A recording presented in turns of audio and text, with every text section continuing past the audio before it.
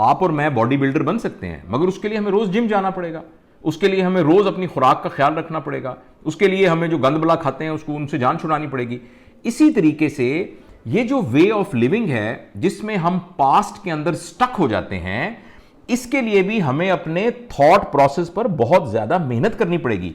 लेकिन अगर आप ये कहें कि इसमें से कैसे निकलें, देखिए एक लॉजिकल बात है कि पिछली सर्दियों में बहुत ज्यादा ठंड थी, इसलिए हमने घर में हीटर जलाया हुआ था।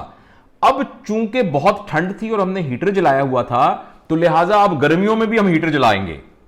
तो आप इस बात पर हंसेंगे, इस बात के ऊपर, क्योंकि वो जो ठंड थी वो तो गुजर गई। इसी तरह से कोई तजुर्बा जितना भी खौफनाक था, वो तजुर्बा हमारी जिंदगी में जितना भी डिटरमेंटल था, और उसकी वजह से हमारी जिंदगी में जो भी इंफ्लुएंस आया, तो एक्सरसाइज और समझने की बात यह है कि वो तो गुजर गया, वो तो अब एग्जिस्ट नहीं करता। आप दरिया के अंदर पैर लटका के बैठे हैं और आप कहते हैं कि मैं पिछले 2 साल से इस पानी में पैर लटका के बैठा हूं, मगर 2 साल पहले जो पानी था आपके पैरों के नीचे, वो वहां से गुजर के समंदर में जा चुका है। ये नया पानी है, ये वो पानी नहीं है। तो जिंदगी अपने बहाव के साथ एक जा रही है। हमारी जिंदगी के अंदर एक बहुत बड़ा मिसहैप हुआ, हमारी जिंदगी में इतना बड़ा मिसहैप हुआ कि उस मिसहैप ने हमारी जिंदगी का पूरा रुख तब्दील कर दिया। उसने हमें बहुत बड़ा फाइनेंशियल धचका पहुंचाया, इमोशनल धचका पहुंचाया, फिजिकल धचका पहुंचाया, लेकिन वो गुजर गया। और उसके साथ इंटेंगल होने से हमने अपने उस सफर को मुनक़ता कर दिया, और जो कुछ हम अपनी जिंदगी के साथ आइंदा की जिंदगी में कर सकते थे, उसकी अपॉर्चुनिटी भी हमने जाया कर दी। ये वो एक्सरसाइज है जो समझनी जरूरी है। जो आप बात कह रहे हैं, मैं ना सिर्फ आपकी बात से एग्री करता हूं, मगर मैं इस बात को बहुत अच्छे तरीके से समझ रहा हूं। और हम में से अक्सर लोगों का यह मसला है कि दूसरा आदमी जो बाहर बैठा है, वो दूसरे उसके जज्बात और उसके ख्यालात को नहीं समझ सकता कि वो किस इमोशनल स्टेटस में गुजर रहा है। लेकिन एब्सोल्युटली स्पीकिंग, ये बात बहरहाल बिल्कुल दुरुस्त है कि जिंदगी कभी भी रुक नहीं जाती।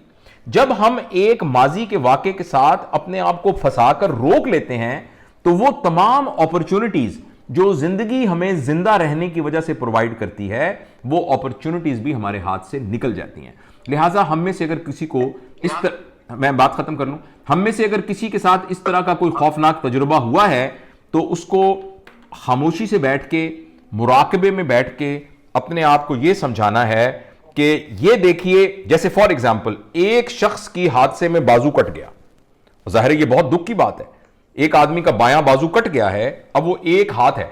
अच्छा, अब इसमें तो कोई शक नहीं है कि ये बहुत बड़ा उसको नुकसान हो चुका है, लेकिन इसमें जो पॉजिटिव एटीट्यूड है वो ये है कि मेरा एक बाजू कट गया, अब मेरे पास ये बाजू नहीं है, अब मेरे पास सिर्फ एक बाजू है।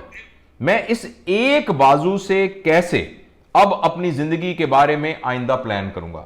ऑब्वियसली आपकी प्लानिंग के अंदर लिमिटेशन होगी, आपको कुछ चीजों को कंप्रोमाइज करना पड़ेगा, कुछ चीजों को ऑल्टर करना पड़ेगा, लेकिन इस बात की बहुत ज्यादा स्टडीज के साथ यह बात प्रूव हो चुकी है कि बड़े बड़े हादसात के बाद भी जब लोगों ने अपने आप को पॉजिटिवली उसमें एडजस्ट कर लिया, तो उनके एडजस्ट करने के बाद उनका जो इनर हैप्पीनेस का लेवल था, वो उस हैंडीकैप के बावजूद भी वो अचीव हो गया जो कि उस हैंडीकैप से पहले था।